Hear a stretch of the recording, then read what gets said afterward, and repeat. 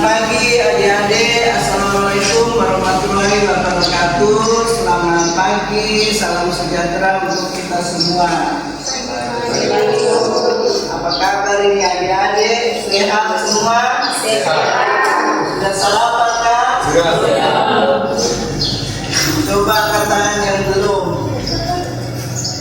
Satu yang belum sarapannya, tapi tidak apa-apa, semangatnya saya lihat tinggi ya. Baik, jadi perkenalkan Ibu dosen pemangku mata kuliah hukum pidana militer dan praktek peradilan militer ya. Materi hari ini mengenai Undang-Undang Nomor 31 Tahun 1997 tentang peradilan militer, kekuasaan auditor dalam pasal 54 ayat 1 Undang-Undang Nomor 31 Tahun 1997. Nah, kita mulai kekuasaan auditor. Kekuasaan auditora dalam pasal 63 ayat 1 Undang-Undang Nomor 31 Tahun 1997. Auditor berada di samping pengadilan melaksanakan tugas pemeriksaan di bidang penuntutan di lingkungan TNI dalam Undang-Undang Nomor 31 Tahun 1997 dan tidak tersahkan, artinya bahwa auditorat yang lebih tinggi dapat menginterpretasi auditorat yang lebih rendah di bawahnya. Nah, diatur di dalam pasal 47 ayat 3. Jadi penjelasannya sebagai berikut. Susunan kekuasaan auditor disesuaikan dengan pengadilan militer yang ada, maka auditorat ada auditorat militer, auditorat militer tinggi, auditorat militer utama, auditorat militer pertempuran, dan auditorat militer luar biasa. Ya, nah, kemudian auditorat dalam melakukan penuntutan harus berdasarkan alat bukti yang sah dengan mengindahkan norma keagamaan, kemanusiaan, dan kesusilaan. Dengan demikian dia wajib menggali nilai-nilai hukum dan keadilan yang hidup dalam masyarakat.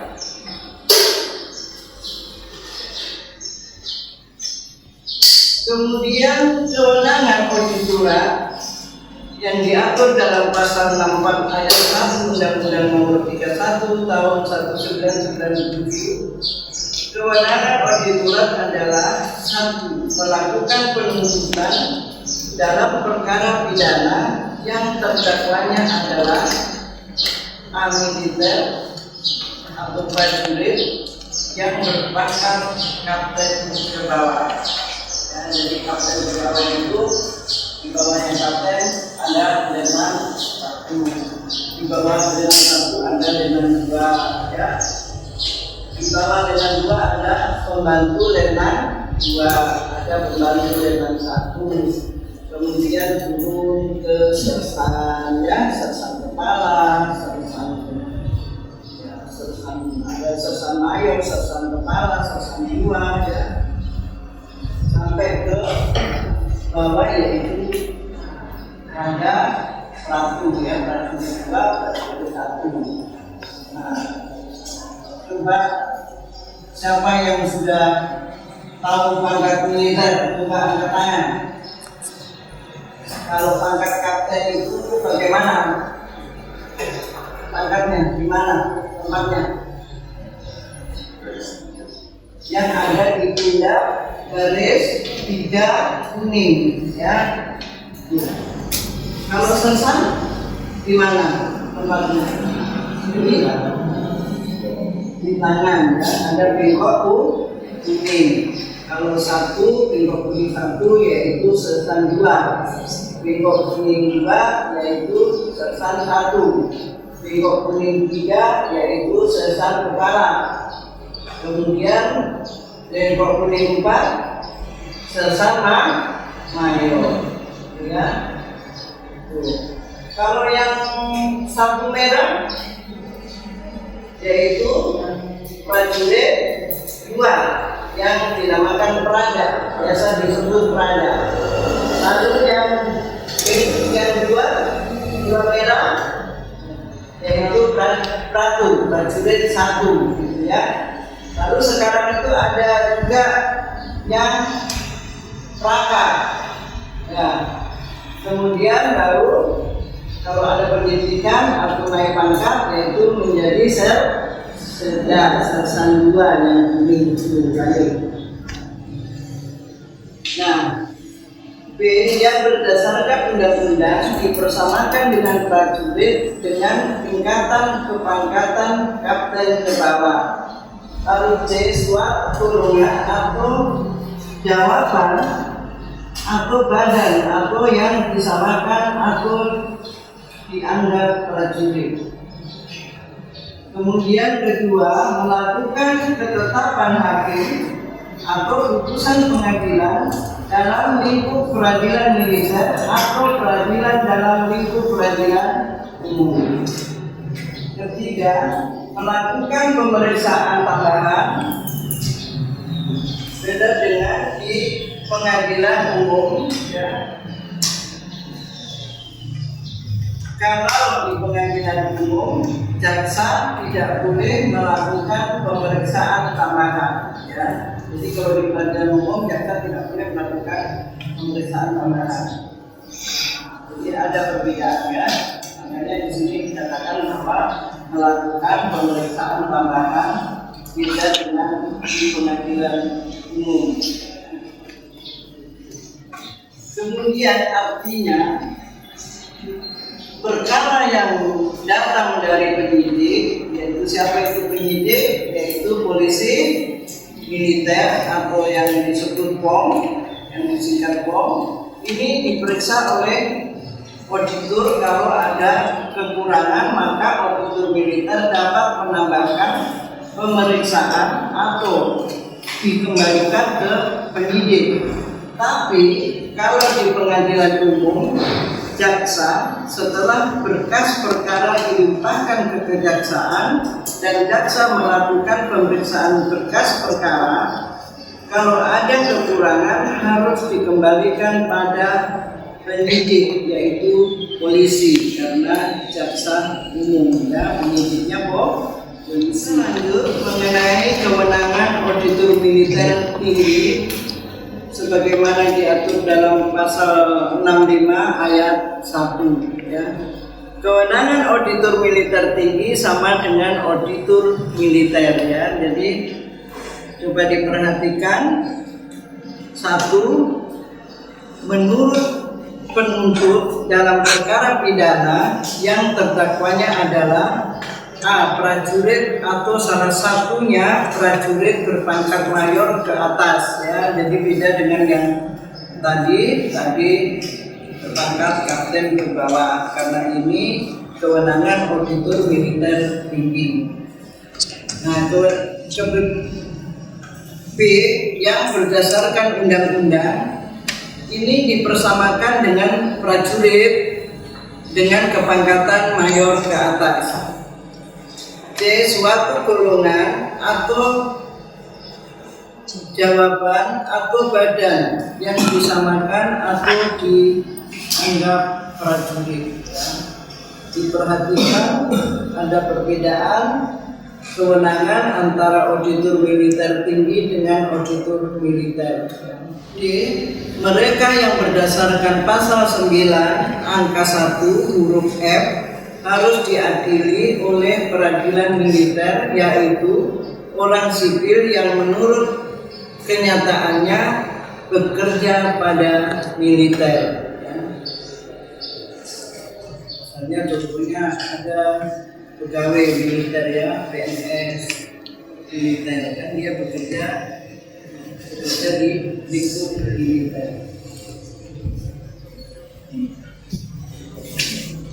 Melaksanakan penetapan hakim atau putusan pengadilan dalam lingkungan peradilan militer atau peradilan dalam lingkungan peradilan umum. Melakukan pemeriksaan tambahan. Kedua, melakukan penyidikan. Ayat 2. Nah, tentang pemecatan terdakwa dengan kepangkatan mayor ke atas harus berdasarkan keputusan Panglima TNI-nya, jadi tidak bisa dipecat begitu saja karena Panglima TNI adalah aparatur tertinggi.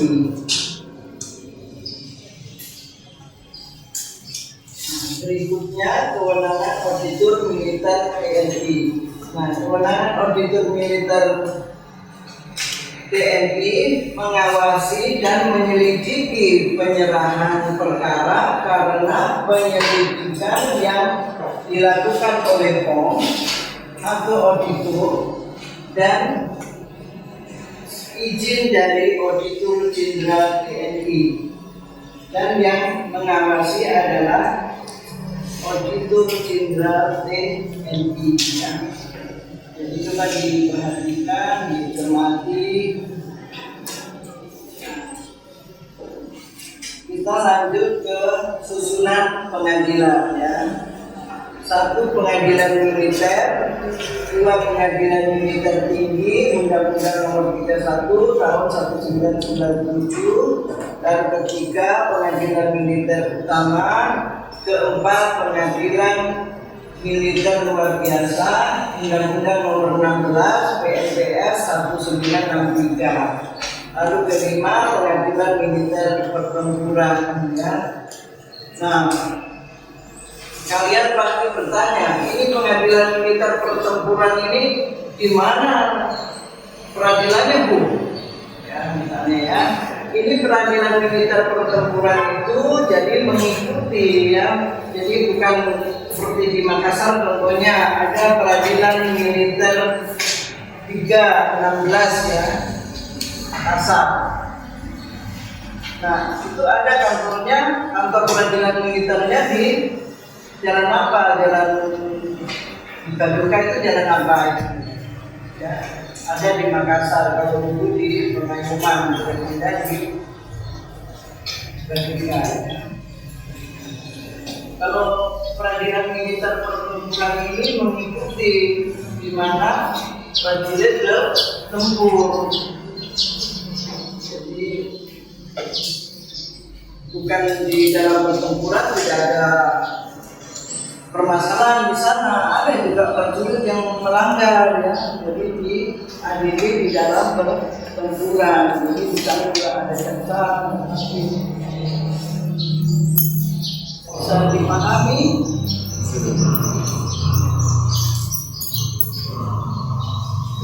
Lalu kemudian susunan auditor.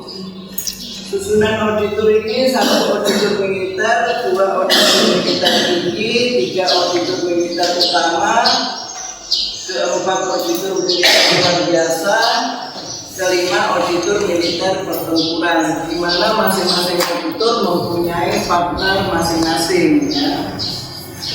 Nah, semua jaksa sidang di pengadilan negeri, tetapi di pengadilan militer auditorat bersidang di pengadilan militer sesuai dengan kewenangan peradilan.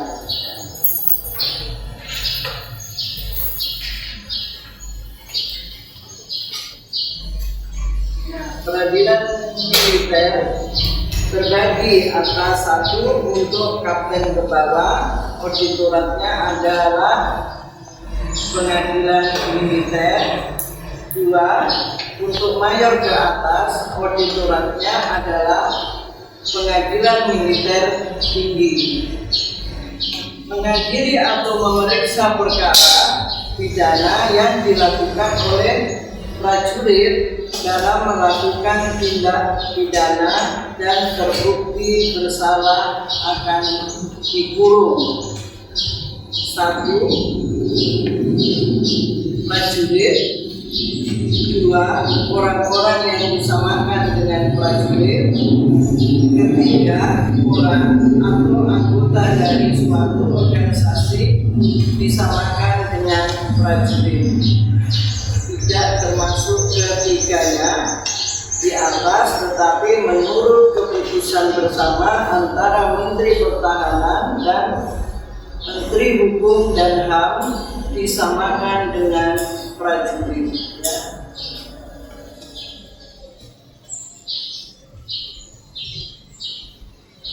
Semua tata usaha militer disidangkan di Pengadilan Militer Tinggi dan menggabungkan perdata yang menimbulkan kerugian bagi korban, adanya perkara pidana ditambah perdata, ya.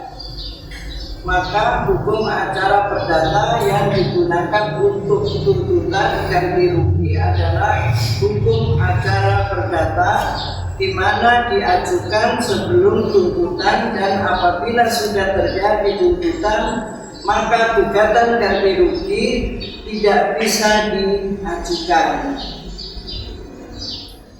Dengan demikian maka korban mengajukan gugatan ganti rugi sebelum tuntutan dengan cara auditor bisa meninggalkan tempat sidang atau bisa ikut tetapi tidak boleh ikut campur tangan dalam persidangan perkara. Jadi yang memutuskan adalah Papera, ya, Pengadilan Militer, atau Papera Pengadilan Militer Tinggi, ya. Jadi Papera yaitu punya kewenangan yang menyerah perkara, ya.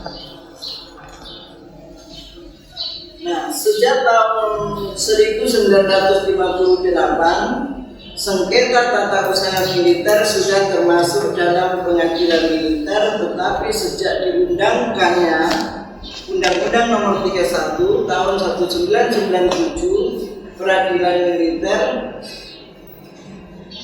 Peradilan Tata Usaha Militer tidak termasuk di dalamnya.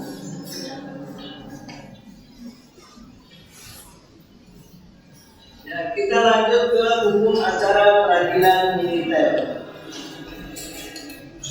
Hukum acara peradilan militer dibagi atas 1. Penyidikan, 2. Penuntutan, 3. Pemeriksaan di sidang, 4. Pelaksanaan putusan. Lalu kemudian penyidikan. Nah, penyidikan ini diatur di dalam pasal 1 butir 16 untuk penyidikan militer, pasal 69 serangkaian tindakan penyidikan untuk mengumpulkan bukti-bukti agar terang perkara itu, di mana penyidikan bisa dilakukan oleh 1. Atasan yang berhak menghukum, yaitu yang kita sebut ANHU, ya. 2. Polisi militer yang kita sebut POM, ya, singkat POM saja. 3. Auditor militer dan auditor militer tinggi atas izin dari auditor jenderal TNI, ya. Ya, kita lanjut mengenai ANHU, ya. ANHU adalah atasan langsung yang mempunyai kewenangan untuk menjatuhkan hukuman disiplin menurut ketentuan peraturan perundang-undangan yang berlaku. Itu diatur dalam pasal 1 angka 8 Undang-Undang Nomor 26 Tahun 1997. Nah, dalam pasal 74 Undang-Undang Nomor 31 Tahun 1997 aku mempunyai kewenangan, ya. Jadi kewenangannya sebagai berikut: 1. Melakukan penyidikan, adalah melakukan penyidikan terhadap prajurit bawahannya yang ada di bawah bawahan komandonya. Misalnya ibu kasih contoh, misalnya di batalion Siapa di batalion angkungnya? Coba, siapa? Kalau angkung di batalion yang tertinggi yaitu komandan batalion, ya. Di situ ada juga kan, di situ ada Danru itu angkung, ya. Tapi punya kewenangan terbatas, ya. Lalu janton dan gotong itu juga angkung, atasan langsung, ya, tetapi punya kewenangan juga terbatas, gitu ya. Lalu janki, ya, masing-masing memiliki kewenangannya, tapi ada batasan-batasannya, ya. Paling mendukung disiplin yang seperti teguran, misalnya kalau ada pelanggaran ringan, ya, tetapi tidak memiliki kewenangan yang misalnya prajurit tersebut melakukan tindak pidana, gitu ya. Berarti diserahkan ke siapa? Yaitu disidik dulu dari kesatuan. Jadi dari kesatuan itu kan ada propos itu, ya, yang membantu dalam undang-undang nomor berapa diatur pasal 69 undang-undang nomor 31 tahun 1997 itu penyidik membantu, ya, propos adalah penyidik membantu. Lalu kalau sudah selesai diserahkan ke penyidik polisi militer. Selesai disidik di polisi militer, lalu lanjut ke auditor militer, ya. Lalu dilimpahkan ke pengadilan. Tapi kalau belum selesai diperiksa, masih ada yang dari auditor diperiksa masih ada kekurangan, dikembalikan ke penyidik polisi militer, ya, gitu ya. Tolong diperhatikan karena tidak sama dengan yang memang pada dasarnya diambil juga dari asas-asas hukum acara peradilan umum, tapi masih selama tidak bertentangan dengan